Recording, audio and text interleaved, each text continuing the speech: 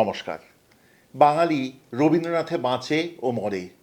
বাঙালির জীবনে এমন কোনো স্থান নেই, এমন কোনো ক্ষণ নেই যেখানে রবীন্দ্রনাথ তার নিঃশব্দ পদচারণা করেন না।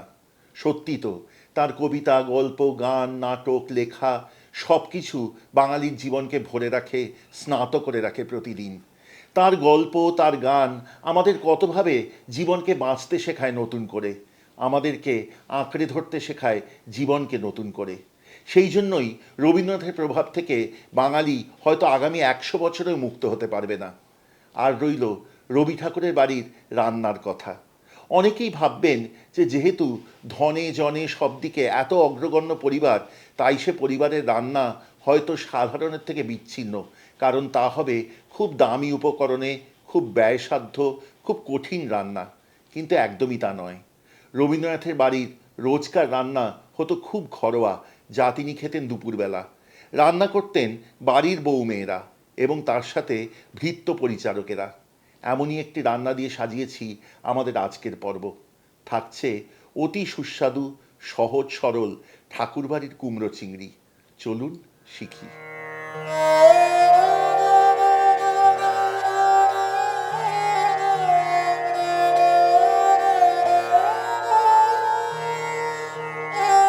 আজকের পর্বে ঠাকুরবাড়ির এই রান্নাটির ফাঁকে ফাঁকে থাকবে রবীন্দ্রনাথ ঠাকুরের বেশ কিছু গানের সাথে সম্পৃক্ত গল্প। সেগুলি ঠাকুরবাড়ির এই রান্নাটিকে আরও বেশি সুন্দর করে তুলবে বলে আমার বিশ্বাস। তবে তার আগে বলি, আমরা কিন্তু এই রান্নাটি পেয়েছি পূর্ণিমা ঠাকুর লিখিত এবং আনন্দ পাবলিশার্স প্রকাশিত ঠাকুরবাড়ির রান্না নামক বইটি থেকে। এর জন্য আনন্দ পাবলিশার্স প্রাইভেট লিমিটেডকে প্রকাশক হিসেবে জানাই অকুণ্ঠ ধন্যবাদ। আজকে রান্নার জন্য প্রথমে কড়াই চাপান আছে, তারপর ঢেলে দিন বেশ খানিকটা সর্ষের তেল। তারপর তেল গরম হলে দিয়ে দিন অনেকখানি পেঁয়াজ কুচি। আমি কিন্তু আজকের রান্নায় ব্যবহার করব 750 গ্রাম কুমড়ো এবং তার সাথে 3 থেকে 400 গ্রাম কুচো চিংড়ি। 750 গ্রাম কুমড়োর জন্য আমরা নিয়েছি প্রায় 4টি বড় পেঁয়াজ। পেঁয়াজে রং ধরেছে। এবার এতে দিয়ে দিন 4 টেবিল চামচ পরিমাণ থেঁতো করা রসুন। কষান পরবর্তী মিনিট 4-5 যতক্ষণ না রসুনের কাঁচা গন্ধ পুরোপুরি চলে যায়। পেঁয়াজ এবং রসুন সুন্দরভাবে কষানো হয়েছে। এবার এতে দিয়ে দিন ছোট করে কাটা কুমড়ো।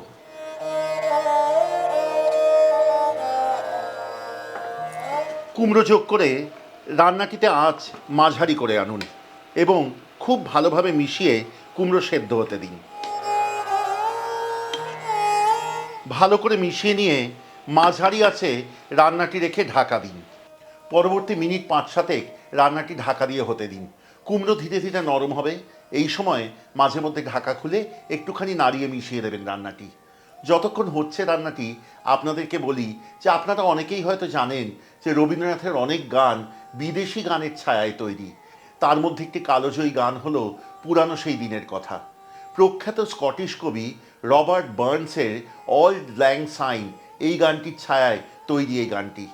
কিন্তু অনেকেই হয়তো জানেন না, এই কবিরই আরেকটি গানের ছায়ায় তৈরি একটি রবীন্দ্রসঙ্গীত আছে। সেটি হলো আরেকটি অতি বিখ্যাত রবীন্দ্রসঙ্গীত ফুলে ফুলে ঢলে ঢলে গানটি। এটি কবি রবার্ট বার্নসেরই ই ব্যাংকস অ্যান্ড ব্রেজ এই গানটির ছায়ায় তৈরি। 1905 সাল, দেশের কোণে কোণে তীব্র অসহযোগ আন্দোলনের আগুন জ্বলে উঠেছে। এই আবহে কবিগুরু রচনা করলেন যদি তোর ডাক শুনে কেউ না আসে তবে একলা চলো রে। এই গানটি আজও সমান প্রাসঙ্গিক মনে হয়। এই গানটি ছিল মহাত্মা গান্ধীর অতি প্রিয় গান। ওই একই সময় বঙ্গভঙ্গ ঘটে। সেই সময় সেই আবহে কবিগুরু রচনা করেন একটি গান যা মূলত বাঙালি হিন্দু এবং বাঙালি মুসলিমের সম্প্রীতির কথা ভেবে। তিনি রচনা করেন আমার সোনার বাংলা আমি তোমায় ভালোবাসি, যা পরে বাংলাদেশের জাতীয় সঙ্গীত হিসেবে গৃহীত হয়। এমনই কত না গল্প, কত না গাথা রবীন্দ্রনাথের কতগুলি গানের পিছনে, তা শুনতে সত্যিই ভালো লাগে। এবার রান্নায় ফিরব, তবে রান্নায় এবার দেব কাঁচা লঙ্কা। তার সাথে রবীন্দ্রনাথ ঠাকুরের কাঁচা লঙ্কা ভীতির গল্প বলবো। কুমড়ো অনেকখানি নরম হয়ে এসেছে। এবার যোগ করুন স্বাদ অনুযায়ী চিড়ে রাখা কাঁচা লঙ্কা, তার সাথে যোগ করুন কুচো চিংড়ি, 1.5 টেবিল চামচ পরিমাণ হলুদ এবং স্বাদ অনুযায়ী নুন। রান্নাটি কষান পরবর্তী 4 থেকে 5 মিনিট।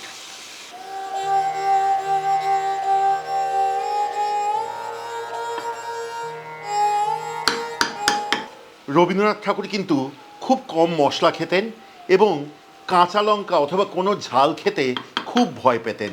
তবে আমার মনে হয় কবিগুরুর জন্য রান্না করার সময় রান্নাটি হয়ে গেলে ওনার জন্য তুলে রেখে তারপর লঙ্কা মেশানো হতো, অথবা লীলা মজুমদারের বলে দেওয়া একটি অনবদ্য পন্থা অবলম্বন করা হতো।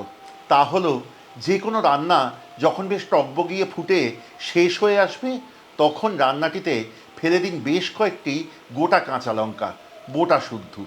তারপর রান্নাটিকে ফুটতে দিন পরবর্তী 3-4 মিনিট। এরপর রান্নাটি খুলে আঁচ নেভান এবং কাঁচা লঙ্কাগুলি বের করে ফেলে দিন। তারপর রান্নাটি ঢাকা দিয়ে রাখুন আরও মিনিট 5-7। তাহলে সেই রান্নায় কাঁচা লঙ্কার গন্ধ ভরপুর হবে, কিন্তু স্বাদে এতটুকু ঝাল হবে না। এইবার রান্নাটি কিন্তু শেষ হয়ে এসেছে, আর মিনিট 2-এর মধ্যে কুমড়ো একেবারে নরম হয়ে আসবে। তখন বুঝবেন রান্নাটি শেষ হলো। এই রান্না কিন্তু পরিবেশন করতে পারেন ভাত এবং ডালের সাথে, অথবা রুটি, পরোটা, লুচি, খুব সুস্বাদু লাগবে। রবীন্দ্রনাথের গানের গল্প এবং ঠাকুরবাড়ির রান্না নিয়ে সাজানো আজকের পর্বটি কেমন লাগলো আমাদেরকে কমেন্টে লিখে জানাবেন। যদি ভালো লাগে সাবস্ক্রাইব করবেন, শেয়ার করবেন, সঙ্গে থাকবেন, খুব আনন্দ পাবো। এবং যদি মনে করেন আমাদের চ্যানেলের সব রান্নার নোটিফিকেশান প্রথম আপনি পেতে চান, তাহলে বেল আইকনটি কিন্তু টিপে দিতে ভুলবেন না। যদি আপনার কাছে থাকে কোনো সুন্দর রেসিপি, তার সাথে আপনার পরিবারের কোনো গল্প যা আপনি ভাগ করে নিতে চান আমাদের মাধ্যমে অগণিত দর্শকের সাথে, তাহলে আমাদের যোগাযোগ করুন।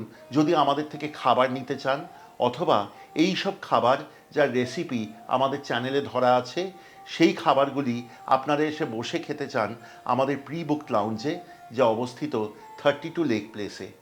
এর জন্য কিন্তু আমাদের যোগাযোগের নম্বর একটি 6291834357। এই নম্বরে আমাদের যোগাযোগ করুন সোম থেকে শনিবার সকাল 11টা থেকে সন্ধ্যে 7টার মধ্যে।